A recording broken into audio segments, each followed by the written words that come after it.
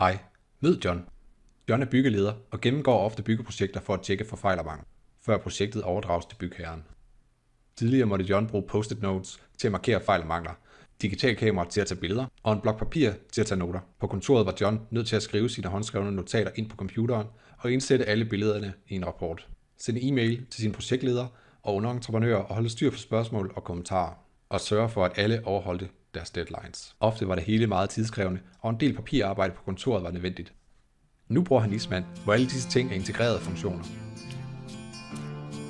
Al registrering af fejl og mangler kan gøres på byggepladsen. Det er let.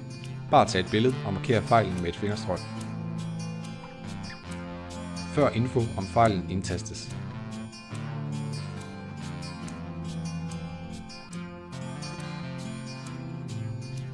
Rapporter med fejl og mangler deles nemt med kunder, kollegaer og underentreprenører i Eastman-systemet. Eller som en eksporteret rapport. Eastman holder styr på al kommunikation og samarbejde vedrørende udbedring af fejl og mangler. Det hele administreres i et mobilt og brugervenligt system.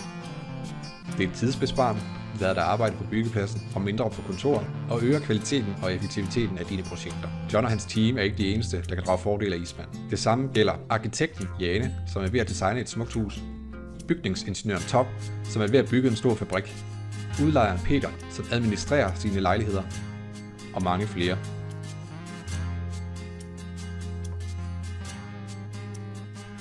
Eastman. Fås til iPhone og Android.